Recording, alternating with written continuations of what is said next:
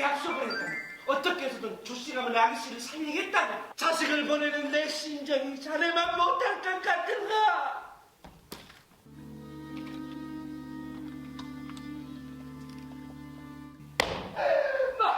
말도 안 돼요, 아버지. 그 정양이라는 분이 자기 자식을 대신 희생시키려고 했다고요? 제가 그 조시과라는 말씀인가요? 바로 저라면 제가 지금 무엇을 해야 합니까? 사랑으로 만나는 공연 정연주의 뜨거운 인터뷰. 오늘은요, 연극 조씨고와 복수의 씨앗, 부산 연극의 배우 이형훈 씨와 함께하겠습니다. 안녕하세요. 안녕하세요. 반갑습니다.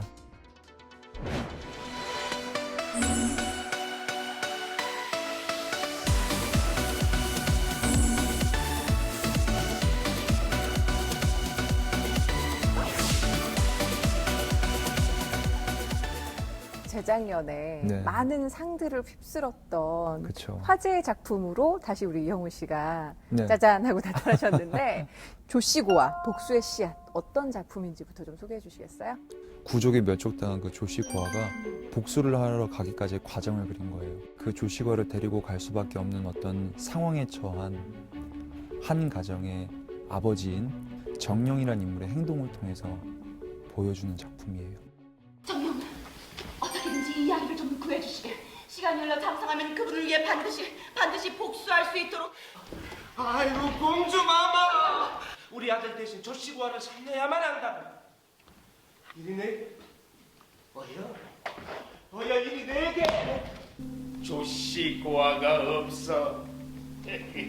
이건 뭐지? 빠사이야. 친아비 조삭도 단도들어 자결했건만 그와 난 알지 못하고 아직도 복수하지 못했으니 제가 그 조시과라는 말씀인가요? 도안님을 죽여! 조시과다. 씁쓸해. 이제 내 기분 알겠어. 서로가 비슷해야지, 안 그런가?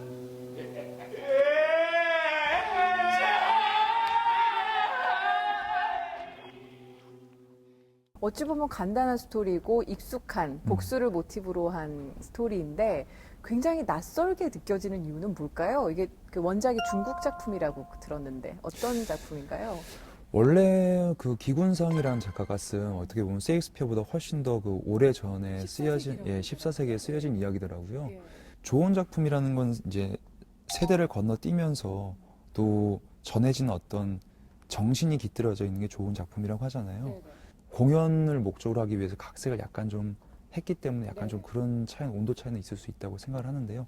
그 안에 있는 어떤 큰 이야기는 뭐 똑같지 않을까라고 생각을 하고 있어요. 일반적으로 우리가 충분히 느낄 수 있는 그렇죠. 그런 감정들. 네. 조씨고아 역할이시잖아요. 네. 그렇죠. 우리 이형훈 씨는 조씨고아를 중심으로 한 어떤 인물들이 있는지 나머지 인물들도 좀 소개를 해주시죠. 일단은 전 아버지가 3명입니다. 3명이나? 예. 네. 친아버지가 있고 그 다음에 양아버지인 정령이라는 네. 인물이 있고 네. 그 다음에 내가 복수를 해야 될 대상이기도 한 도안고라는 인물이 있어요. 어. 예. 이 도안고라는 인물이 저희 친아버지를 죽였고 우리 가족을 구족을 멸족시킨 그런 장본인이고 복수의 대상이 되고요. 복수의 대상이 되고요. 예. 정령이라는 인물은 어쩔 수 없이 저를 맡아서 키우게 돼서 자기 자식까지 버려가면서 저랑 목숨을 맞바꾸게 해서 저를 길러내는 그런 아버지가 있고 그다음에 저를 살리기 위해서 그 주변에 수많은 사람들이 목숨을 내놓는 그런 인물들이 또 있고 예, 이런 인물들이 많이 있죠.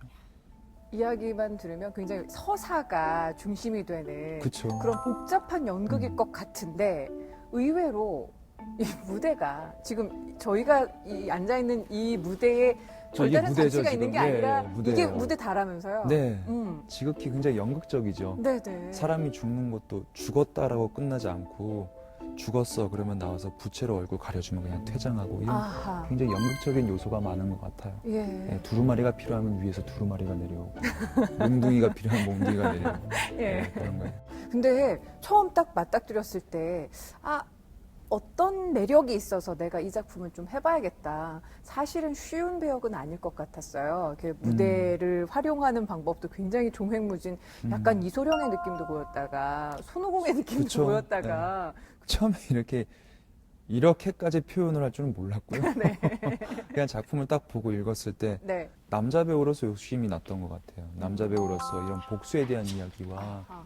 어떤 처절한 이야기들이 응집돼 있고 그것이 또 어떤 인생에 대한 어떤 허무함으로 끝나고 이런 거 굉장히 매력적으로 다가오더라고요. 네. 그리고 딱 봤을 때 무대에 아무 장치도 없고 그쵸. 완전 비어있고. 네, 아예 비어 있고 음. 굉장히 빠른 대사 톤이며 그다음에 표현하는 것도 인간의 감정의 깊이를 다 들어가는 건 원하시지만 이거를 다 표현해내는 건 원하시지 않는 것 같아요. 그래서 최대한 지루하지 않고 즐겁게 볼 수 있도록 하시는 것 같더라고요. 예. 그렇게 따라가려고 하면은 배우들의 에너지를 낼 수밖에 없는 상황이 되는 것 같아요. 아버지 역할 하신, 정령 역할 하신 하성광 배우님은 어떠십니까? 두 분이 2막 시작하자마자 무대를 끌고 가시잖아요. 네. 어우, 성광 선배님한테 제가 기대서 가는 부분이 많은 것 같아요. 저는 천방지축으로 막 날뛰는 그런 어떤 캐릭터와 역할을 가지고 있거든요. 네네. 나중에 바뀌지만. 예. 근데 그거를 묵묵히 앞에 1막을 끌어오시는 그 에너지를 가지고 아하. 그냥 성광 선배님이 버텨주시는 거죠. 무대 네. 위에서. 네. 저를 바라보고. 예. 그럼 저는 거기에 기대서 그냥 간다고 생각을 해요. 본인 스스로도 이 역할을 소화하기 위해서 굉장히 많은 노력을 했을 것 같은데 살짝 웃음 코드도 우리 이영우 씨가 맡고 계신 것 같고요. 몸개그도 좀 맡고 계신 것 같고 힘든 거나 혹은 뭐 소화하는 데 있어서 더 노력한 부분 어떤 게 있을까요? 일단은 무술을 앞에서 조금 보여주는데 네. 연출 선생님이 저한테 했던 코멘트는 나중에 가서 네. 한마디를 딱 하셨어요. 뽐내라. 네. 재밌게 하라가 아니라 네. 뽐내. 이렇게 해. 너 막 우쭐우쭐대면서 해. 뭐 이런 말씀 하시는 거예요.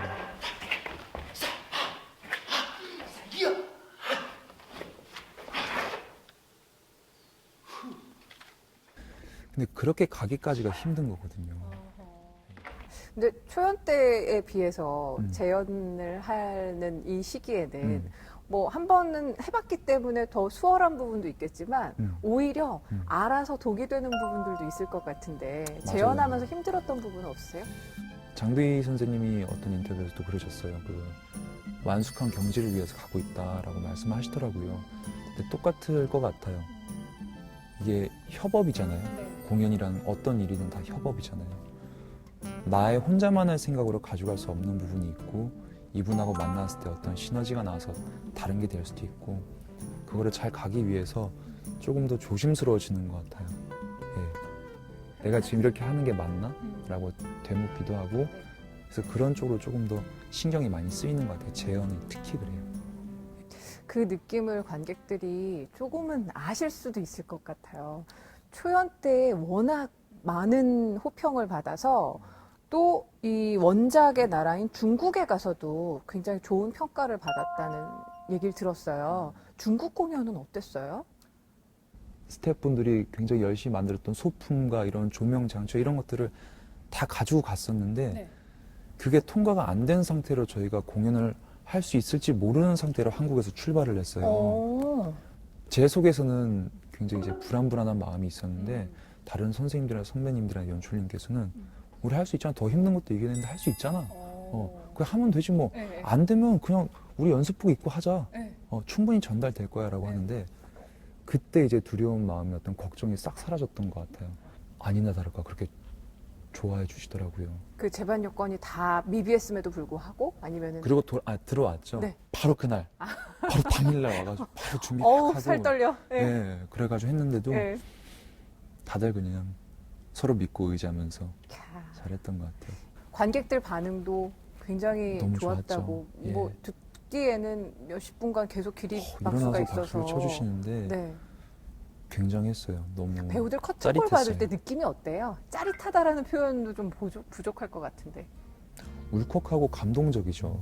우리를 봐주셨던 관객분들이 치는 박수 소리가 이렇게 들려올 때와 우리한테 수고했다고 같이 인사를 해주는 성광 선배와 그거를 또 바라보면서 서로 박수치고 있는 우리들과 이게 모든 게 하나가 다 이렇게 어우러져서 네. 어떤 큰 하모니를 이루고 있으니까 예, 예. 같이 공간에 있다는 게 인식이 확 되는 순간이에요. 배역이 아니라 사람으로서. 짜릿한 순간이죠. 그것 때문에 더 무대에 빠져들 수밖에 없을 그렇죠. 것 같아요. 맞아요. 이 조시고와 복수의 씨앗, 사실은 복수라는 걸 모티브로 갖고 있지만 이야기는 어찌 보면 복수보다는 약간 저는 끝날 때 그 나비 한 마리로 시작을 해서 그 노자의 약간 이런 생각도 네, 좀 들고 그랬었는데 맞아요. 네. 어떤 메시지를 전반적으로 가지고 간다고 생각을 하세요? 제가 제일 좋아하는 장면도 그 장면이에요. 나비 한 마리를 딱 날리면서 하는 대사가 정말로 굉장히 명장면인 것 같아요. 그게 바로 관객분들이나 지금 이제 현 시대를 이제 힘든 시대를 살고 있는 분들한테 하고 싶은 말이지 않을까. 이렇게 살다 가는 인생 즐겁게 평화롭게 좋게만 살다 가자라는 얘기를 하고 있는 것 같아요. 가장 관객들의 호응이 좋다든지 아니면 내가 이거 할 때 정말 좀 재밌거나 힘들거나 그런 장면이 있다면 어떤 장면이 있나요? 맨 앞에 칼싸움하는 게 제일 힘들어요. 뽐내는 거? 아, 예, 뽐내는 게 잘 뽐내시던데. 뽐내는 게 뽐내시던데. 뽐내는 게 힘들죠. 뽐내는 게 힘들지만 많이 좋아해 주시고 네. 두루마리 있죠? 네. 두루마리 이렇게 설명해 나가는 정령의 얼굴이 참 네. 이 분칠을 이렇게 흰 칠을 하고 나오잖아요. 하얀 분칠은 뭐를 의미하나요? 세월도 있을 테고요. 네. 잿빛처럼 그 사람의 얼굴에 쓰여지는 어떤 세월의 흔적일 수도 있을 것 같고 머리도 하얗게 칠하잖아요. 예. 앞으로 이 2월까지 계속해서 진행이 되잖아요. 어떤 분들께 특별히 이 작품을 좀 권하시고 싶을까도 궁금해요. 감정이라는 걸 해소시킬 때 뭐 우는 방법도 있고 웃는 방법도 있고 여러 가지가 있잖아요. 그걸 뭐 카타르시스라고도 하고 막 그런 말들을 하잖아요. 그런 감정을 해소시키고 싶은 것들이 있는 분들이 봤으면 좋겠어요. 대부분 그런데. 네, 요즘에. 그러니까요. 네. 네, 요즘은 대부분 그러시잖아요. 네, 그러니까 특정 지어서 이런 분들이라고 말하기 좀 그렇고 음. 그런 분들이 보셨으면 좋겠어요. 네. 해소가 필요하신 분들. 예, 알겠습니다. 조시고와 이 복수의 씨앗, 복수라는 이야기보다는 어찌 보면 정말 따뜻한 삶을 좀 위로해주는 그런 연극이 한편이 또 우리 관객들께 찾아온 게 아닌가라는 생각이 드는데 오늘 정말 진솔한 이야기 감사했고요. 감사합니다. 앞으로도 무대에서 그 뚝뚝 떨어지는 땀 계속해서 좀 볼 수 있게 많이 활동해 주시기 바랍니다. 네, 열심히 하겠습니다. 네, 고맙습니다. 네, 감사합니다. 감사합니다. 예.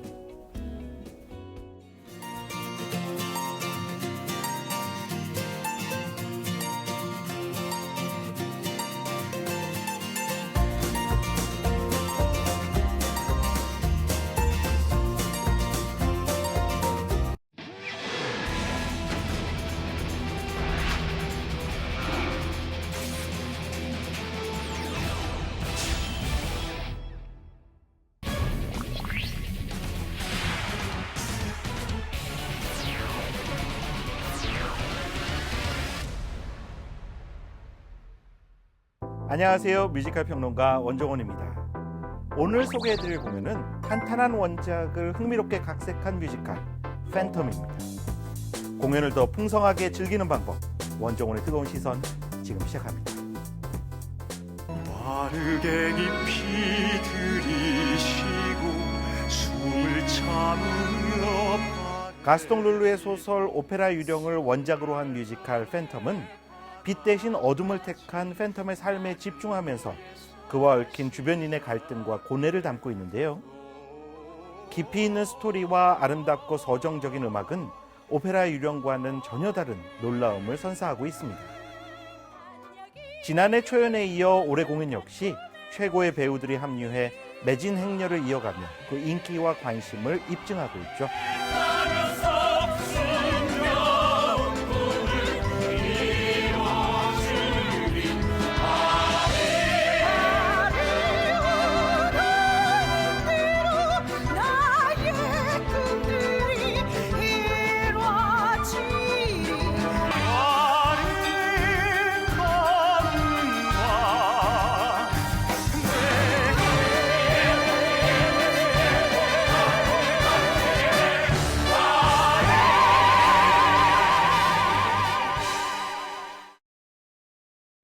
원종훈의 뜨거운 시선, 팬텀의 첫 번째 뜨거운 매력 포인트는 새롭게 태어난 오페라의 유령이라는 것입니다.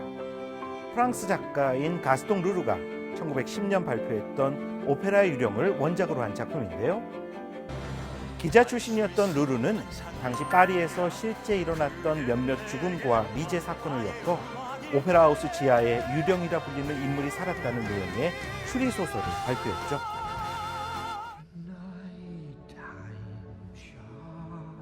특히 1925년 영화배우인 론 체니가 특수분장을 하고 나왔던 동명의 영화는 엄청난 흥행을 기록했었습니다. 주인공이 늘 가면을 쓰고 다니고 그 안에는 흉측한 이미지의 괴물 같은 사내가 있다는 강렬한 이미지가 영화 흥행에 큰 기여를 한 것이죠.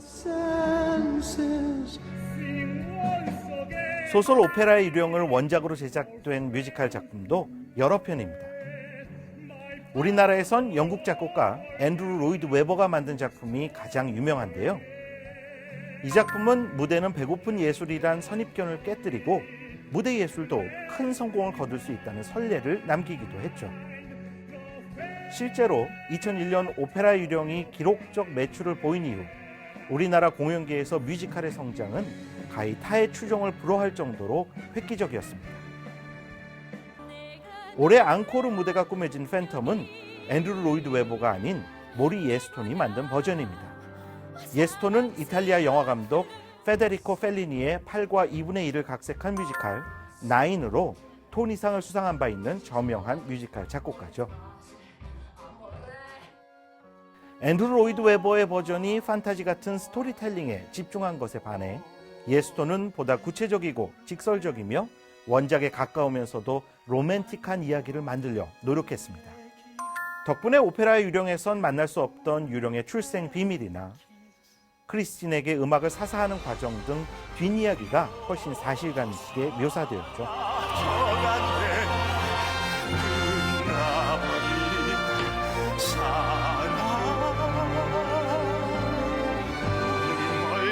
한 얼굴 크리스틴 신이 내려준 성 나만의 크리스틴.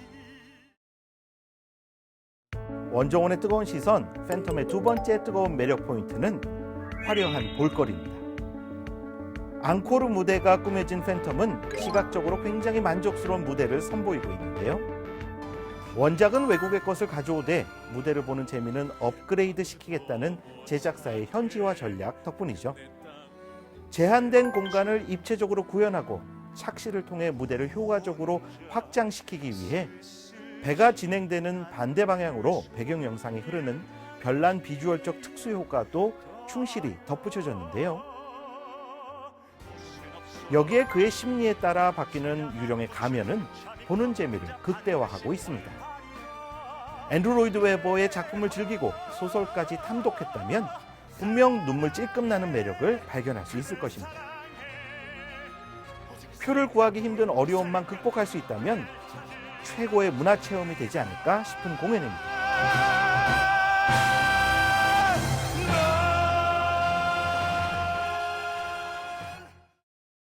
원정원의 뜨거운 시선, 팬텀의 세 번째 뜨거운 매력 포인트는 전설들이 오르는 무대입니다.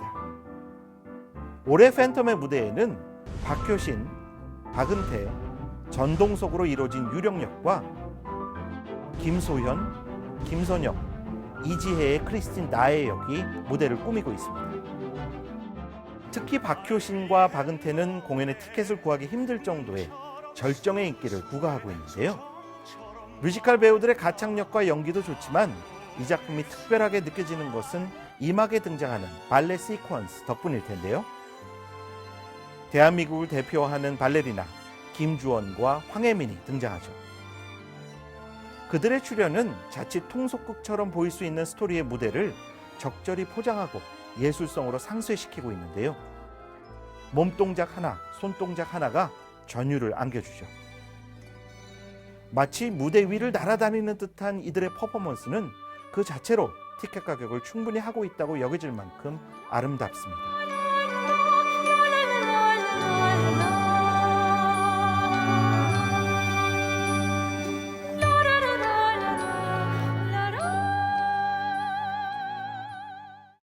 뮤지컬 팬텀에 대한 제 평점은 연출 90점, 연기 90점, 음악도 90점입니다. 뮤지컬 팬텀을 한 줄로 요약하면 이렇게 말씀드릴 수 있을 것 같습니다. 뮤지컬 하면 기대되는 모든 것을 즐길 수 있는 무대.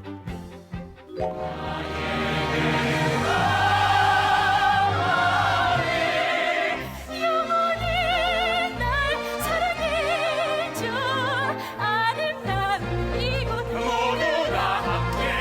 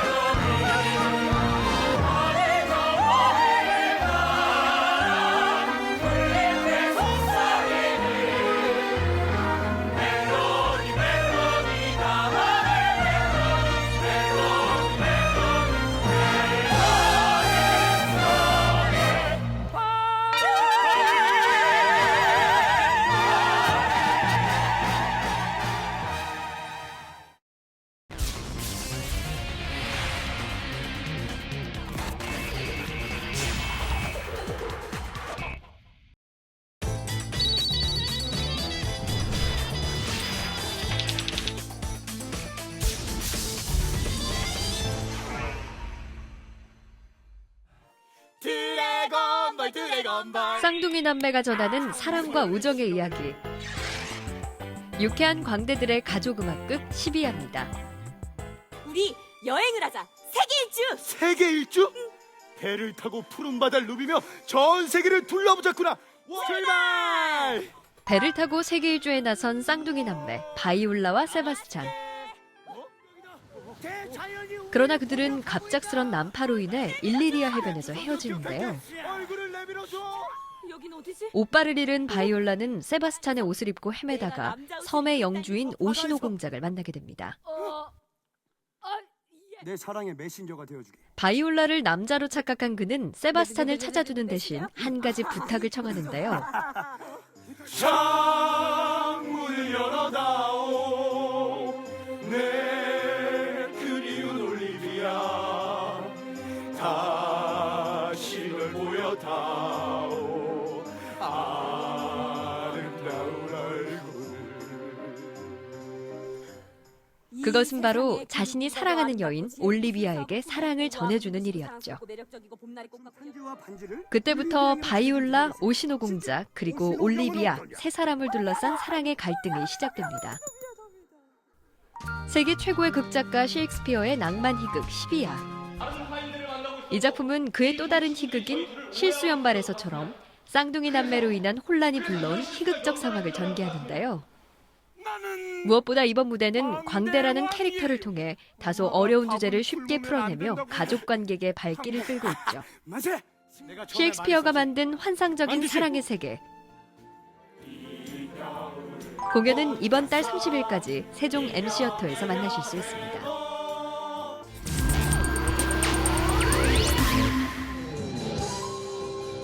(1,300만) 관객의 이유 있는 선택. 지친 이들의 스트레스를 날려줄 공연 난타입니다. 전 세계 53개국 305개 도시 공연, 제14회 아시안게임 개막식 공연, 아시아 최초 뉴욕 브로드웨이 공연. 한국 공연 사상 최다 관객을 동원한 작품답게 화려한 이력을 지니고 있는 난타. 이 작품은 결혼 피로연을 준비하는 요리사들의 소동이라는 단순한 이야기 구조를 지니고 있습니다. 하지만 난타의 진짜 매력은 칼과 도마, 냄비, 프라이팬 등 흔한 주방용품을 이용해 강렬한 전통 리듬을 만들어내며 시작되는데요. 일상의 도구와 소품을 두드려 소리를 내는 파워풀한 연주는 관객에게 색다른 볼거리를 선사할 뿐만 아니라 흡입력 있는 퍼포먼스를 통해 보는 이들에게 활기를 불어넣어주기도 하죠. 전 세대가 즐길 수 있는 흥겨운 두드림. 공연은 홍대 난타 전용관에서 관람하실 수 있습니다.